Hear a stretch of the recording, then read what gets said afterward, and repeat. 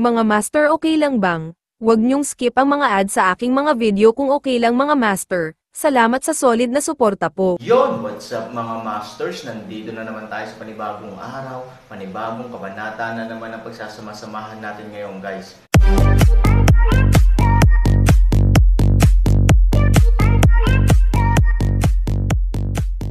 Bali mga masters, kung bago ka pa lang po sa aking YouTube channel, please click the subscribe button, lalong-lalo na po yung notification bell guys, para maging connected pa rin tayo sa isa't isa at maging updated kayo sa mga susunod ko pang video. Bali mga masters, bago natin umpisahan ng kwento ay mag-shoutout po muna tayo para sa mga solid nating tagapakinig. Yun na nga mga masters, no? Bali hindi na ito patagalin. In 3, 2, 1, let's go! Fenji, sa isang dagandong, ang kanyang tunay na enerhiya ay direktang nag-apoy, sa isang sweep ng kanyang kamay, ang apoy ay direktang tumama sa mga paa ng halimaw na baka at agad na nasunog. It's interesting, you can still use your true energy after being sealed by me. In so many years, you are the first person I have seen who makes me feel interesting. Okay, interesting, brat, take the move. Just accept the move, sa tingin mo natatakot ako sa'yo. Sa galit na sigaw, hinugot niya ang Jade Sword sa kanyang likod at nilagyan ito ng enerhiya. Malamig na kumikislap ang Jade Sword, at biglang lumabas ang isang sword energy. Ano? Naramdaman ang lakas ng espada, natigilan sandali si Kai Niameng, ang kanyang buong katawan ay ganap na hindi gumagalaw at siya ay nanlamig sa lugar, naghihintay na dumating ang lakas ng espada.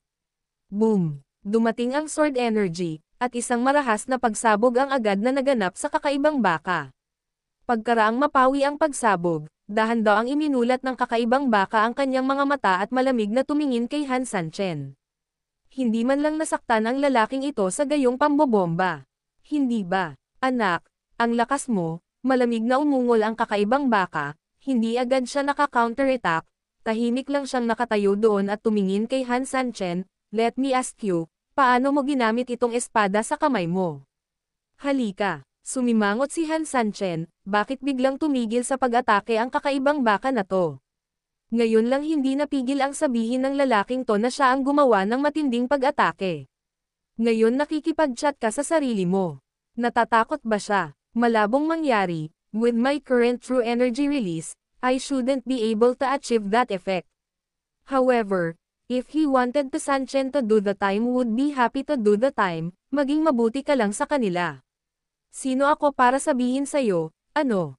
Natatakot ka ba? Natatakot? When you chuckled, wag mong sabihing hindi perpekto itong espada mo, kahit na, siguradong hindi ako matatakot. Sino ka sa tingin mo? Anong ibig mong sabihin, alam mo ba ang pinanggalingan ng espadang ito? Kumunat ang noo ni Han Sanchen. Hindi mo pa ako sinasagot.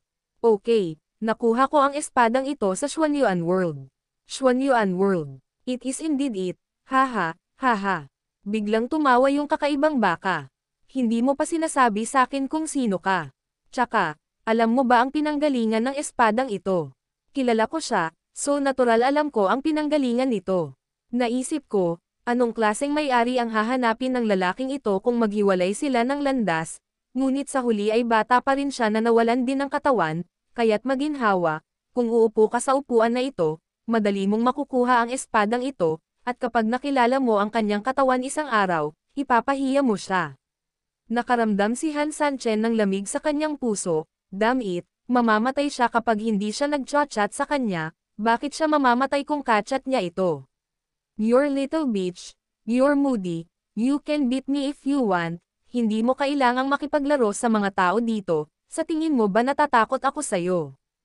Huwag kang magmadali, biglang umiling ang kakaibang baka at pumikit, pwede ka nang umalis, sa lakas mo ngayon, natatakot akong lunurin kita kahit loayan kita. Gusto mo ba akong bitawan? Medyo nagalit talaga si Han Sanchen nang marinig niya ang sunod niyang sinabi, kung hindi lang siya gumamit ng sobrang lakas, napatay niya agad ang bagay na ito, kailan kaya niya pag-aralin ang sarili niya, gayunpaman, ganap na nalitaw si Han Sanchen sa mga naunang salita, anong ginagawa niya? One moment gusto kong pumatay, the other moment gusto ko ng palabasin, interesting ba? Let go. Of course, kung hindi ka pa pumasok, hindi ko na makukuha ang Kalayaang meron ako ngayon, kaya hindi kita papatayin ngayon para magpasalamat sa'yo, syempre sa susunod hahayaan talaga kitang maging Jiffan. Pagkasabi nyon, malamig na umungol ang kakaibang baka, at agad na nakahinga ng maluwag si Lianhua at ang iba pa, kapag sinubukan ni Lianhua na dalhin muli ang puting enerhiya, magagamit niya talaga ito. Malamig na sumangot ang kakaibang baka, isang berdeng ilaw ang lumabas sa kanyang katawan, at pagkaraan ng ilang sandali, tuluyang nawala ang kanyang figure sa lugar. Anong klaseng halimaw itong kakaibang baka? Napakalakas nito, nang makitang wala na ang kakaibang baka, nagmamadaling naglakad si Xiaono papunta sa gilid ni Han Sanchen at sinabi kay Han Sanchen habang nag-aalalang nakatingin sa labas ng pintong bato. Umiling si Han Sanchen, hindi ko rin alam. Hindi ko maisip kung ano ang ibig sabihin ng bagay na ito kapag nagsasalita siya saglit, isang sandali ay binitawan niya kami, sa susunod na sandali ay pinatay niya ako, tsaka, alam niya talaga ang pinagmulan ng aking espada.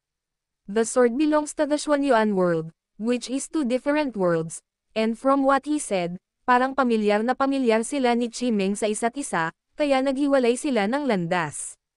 Okay lang ba kayo? Nag-aalalang sabi ni Han Sanchen tapos tumingin sa lahat. Wala lang, ang mga pinsala ay hindi partikular na malubha, masyadong nakakatakot ang kakaibang baka na ito. I think we should leave as soon as possible. Tumanggo si Han Sanchen, gayunpaman, para umalis dito, kailangan pa rin nating bumaba, ang ibaba ay halos 100 metro ang lapad at kailangan nating lumipad pababa. Sige umalis na tayo dali habang wala pa yung kakaibang baka. Tumanggo si Han Sanchen nang makitang hindi tumutol ang iba. Pagkatapos, ang Han Sanchen, Xiaono, at Lianhua ay pumunta sa kani-kanilang paraan at lumipad pababa. Ang espasyong ito ay kasing laki ng 7 o 8 football field. Ito ay walang laman at napakaitim na hindi mo makikita ang iyong mga daliri kung iniunat mo ang iyong kamay, hindi nagtagal pagkarating ng ilang tao sa lupa, tuluyan na silang nawala sa dilim at nahirapang makagalaw. Mr. Han, why don't you shine some light? Otherwise, para tayong mga langaw na walang ulo, sabi ni Xiaono. Nakasimangot si Han Sanchen, naisip niya, ngunit ang kakaibang baka ay naakit sa liwanag ng apoy kanina, kung gagawin niya ulit ngayon, aakitin niya ulit ang kakaibang baka. Baka hindi tayo ang nag-utos ng tubo. Tunog ng batong pagbukas ng pinto. Sabi ni Lianhua, tama yan, ang pinakamahalagang bagay ay na kung walang ilaw sa lugar na ito, ang ilang mga tao ay hindi magagawang sabihin ang direksyon sa lahat, at ito ay magiging napakahirap na makalabas, sa makatuwid, nagpa siya si Han Sanchen na magsindi ng apoy. Kahit nakakaakit ng kakaibang baka, wala kang magagawa, mas mabuti na kesa maghintay ng mamatay dito diba? Sa pag-iisip nito, ginalaw ni Han Sanchen ang kanyang kamay, at muling lumitaw ang apoy sa kalangitan. Okay. Kinokontrol ni Han Sanchen ang Skyfire at saka tumingin sa 4 na tao sa likod niya. Kayo, ano ang nangyayari? Ang 4 na tao ay mukhang nataranta at tumingin kay Han Sanchen na nanlalaki ang mga mata. Biglang nanlamig si Han Sanchen sa kanyang puso, tama ba? Hindi naman nagkataon diba? Paglingon sa likod, natigilan si Han Sanchen. Sa ilalim ng ilaw ng apoy, malamig na lumitaw ang mukha ng baka doon, nakakatakot ang itsura. You brat, I've already said that I will let you go once, if I meet you again, I will turn you into powder. I didn't expect na pupunta ka dito para mamatay sa sobrang pagmamadali, malamig na umungol ang kakaibang baka. Ako, medyo nanlumo si Han Sanchen at labis na napahiya, ayaw na naming magkita ulit, pero kailangan pa naming lumabas. Wala nang daan paakyat doon, dito lang kami makakaalis, kung hindi, pwede mo na lang kaming ihatid sa labasan. Pagkatapos naming umalis, siguraduhin mong hindi mo na kami makikita. Alam din ni Han Sanchen ang lakas ng Wei Niu, at ayaw niyang masyadong lumaban, mas mabuting gumawa ng higit kaysa gumawa ng mas kaunti. Okay, ngumiti si Wei Niu, ngunit sa sumunod na segundo, iniban niya ang paksa, pagkatapos kitang patayin, natural na ilalabas ko ang iyong katawan. Pagkasabi niyon, biglang bamuka ang kakaibang baka, at muling bumaril ang berdeng ilaw sa Han Sanchen. Kahit na napakabilis ni Han Sanchen, masyado siyang malapit sa halimaw na baka at walang oras na mag-react, ang buong katawan niya ay biglang nakatanggap ng isang malakas na suntok mula sa berdeng ilaw at lumipad pabalik. You are so mean, you attack me. It hurts. Si Han Sanchen, na bumagsak sa lupa, ay labis na nagalit, at ang nakakadurog na sakit sa kanyang katawan ay nagmula sa pagbagsak ng kanyang mga panloob na organo. Sneak attack. Kalimutan mo na, kahit 10 kayo, kaya kitang saktan kahit saan ko gusto. Nasabi ko na ngang sinuklian kita ng kabaitan ko, and now it's time to see Genzang. Tara, sa tingin mo ba talaga natatakot ako? I just don't want to waste my energy on you. Ang kakaibang baka ay tumawa, pagkatapos ay subukan ito at tingnan kung sino ang nagyayabang. Okay, haharapin kita at magtatanong tungkol sa Jade Sword, wouldn't it be a bad idea? Napabuntong hininga si Wei Niu at napatigil sa pagsasalita, maya-maya, ngumiti siya at sinabing, depende sa kakayahan mo. I can promise you na kung matatalo mo talaga ako, then I will tell you that you want to know.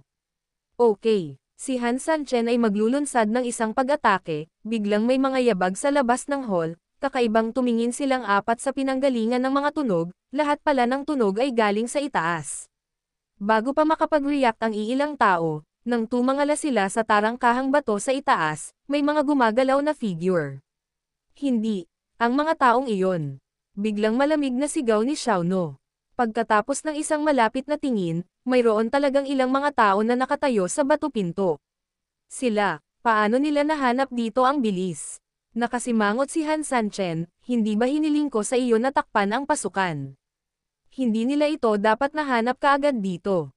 Panipi, ang dalawang masamang tao ay pinandilatan ni Han Sanchen, at nakaramdam sila ng labis na pagkaagrabyado sa ilang sandali, sigurado silang inilibing nga sila nang bumaba sila mula sa pasukan. Kung bakit ang mga taong iyon ay mabilis na nakahanap ng lugar na ito, hindi nila alam.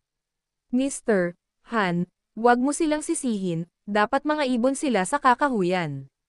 Sumimangot si Xiaono, tumingin kay Han Sanchen, at sinabing, may mga kakaibang ibon sa kakahuyan, ipinanganak sila para subaybayan.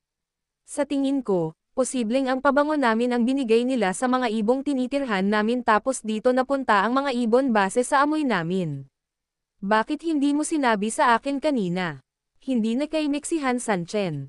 Hindi ko alam na gagawin nila ito, dahil napaka-wild ng mga ibon na ito, at isa lang itong alamat, bilang karagdagan, ang mga ibong ito ay maaari lamang masubaybayan ang isang pabango sa kanilang buhay, at sila ay mamamatay pagkatapos makumplito ang pagsubaybay, kaya ang mga ibong ito ay karaniwang mahirap paamuin, hindi ko inaasahan na totoo ang alamat na ito, at talagang sinanay nila ang mga ibong ito. Okay, naiintindihan ko, biglaan ang nangyari, walang dahilan para sisihin ito, hindi sinisi ni Han Sanchen si Xiaono, kahit na ang impormasyong ito ay ibigay kay Han Sanchen ng maaga, hindi magagawang bantayan ni Han Sanchen laban dito, kung tutusin, hindi mo kayang takpan ang sariling hininga. Tuldok, guys, sila ay napakabisyo at mabangis, sila ay patuloy na humahabol sa kanila. Nandyan sila. Tumakbo ka pa, pagkalapag ng pinuno, hindi niya maiwasang mapamura ng malamig nang makita niya si Han Sanchen. Ngayon, isa-isa nang bumagsak ang libu-libong disipulo at pinalibutan ng mahigpit ang ilang tao, lalo na nang makita niya sina Xiaono at Lian Hua, hindi niya maiwasang makaramdam ng kumpiyansa, halatang-halata na ang taong ito ay nasa isang yugto ng pag-iisip, walang gaanong pagod ngayon, nagpakawala ng isang walang magawang buntong hininga, at ngayon ito ay talagang isang alon ng kapayapaan, at ang isa pang alon ng pagtaas ay napakalakas sa harap, at napaliligiran ng libu-libong mga kaaway sa likuran ang hindi ko inaasahan na pagkatapos ng mahabang pakikibaka, hindi pa rin ako nakatakas sa huli. Bagamat siya ay labis na nanlumo sa kanyang puso, si Han Sanchen ay nandidiri pa rin at malamig na ngumiti, kung hindi hinarangan ng kakaibang baka na ito ang aming daraanan dito, sana ay nahuli mo kami ng mas maaga. Baka. Kumunat ang noo ng pinuno, at saka tinoon ang pansin sa kakaibang baka sa likod ni Han Sanchen. Sa oras na ito, libu-libong mga kaaway din ang may hawak na mga sulo, at ang buong espasyo sa ilalim ng lupa ay naiilaw na, ang katawan ng baka ay natural na madaling makita sa kanila. Saan ba nanggaling ang kalokohan na to? Mas pangit pa sa mga pangit nating alaga, nakakadiri tingnan, sinulyapan ng pinuno ang kakaibang baka at walang imak sa kanyang puso. Ikaw, ang ingay-ingay mo. Ang kakaibang baka ay biglang sumigaw ng malamig, at pagkatapos, Ang napakalaking paa nitong baka ay nakatatak sa lupa, biglang yumanig ng malakas ang buong kalawakan, at sabay na nanginginig ang lupa. Mamatay. Sa galit na dagandong, biglang bamuka ang bibig ng baka, at 7 sinag ng liwanag ang agad na lumabas mula sa bibig nito. Sa sandaling lumabas ang 7 sinag ng liwanag, mabilis silang namuo sa isang makulay na bola sa hangin, at gamulong ng baliw sa hangin. Pagkatapos noon, sa loob lamang ng ilang segundo, ang bola ay naging isang malaking bola, na ilang beses ang laki ng nauna, malaki. Biglang lumiwanag ang malaking bola, na sinundan ng isang marahas na pagsabog. Boom! Libu-libong mga kaaway ang lahat ay nahulog sa lupa, at 12 ng mga tao na pinakamalapit sa pagsabog ay naging pulbos sa isang iglap. Kakaiba mong baka, hinahanap mo si kamatayan. Nang makitang ang kanyang mga nasasakupan ay inaatake, ang ikatlong pinuno ay nagbigay ng mabangis na inumin, biglang inilabas ang kanyang tunay na enerhiya sa kanyang mga kamay, at mabilis na inatake ang kakaibang baka. Ibinuka ng kakaibang baka ang bibig, at may isa pang dilaw na liwanag. Sigurado, gaya ng inaasahan ni Han Sanchen, sinuri lang ng ikatlong anak ang kanyang katawan, at nang wala siyang makita, bigla niyang inatake ang kakaibang baka. Boss, mukhang napakasama ng kakaibang baka na ito. I will leave these people to you. Tutulungan namin ng pang-apat kong kapatid ang pangatlong kapatid. Yun na nga mga masters, no? Bali panibagong kabanata na naman yung natapos natin ngayong gabi. Muli, maraming salamat po talaga sa walang sawang suporta po sa aking YouTube channel na talagang inaabangan nyo po ang bawat upload ko po. Bali mga masters, magkita-kita ulit po tayo bukas ng gabi at ngayon po ay magpapaalam po muna tayo. Bali mga masters, bye-bye!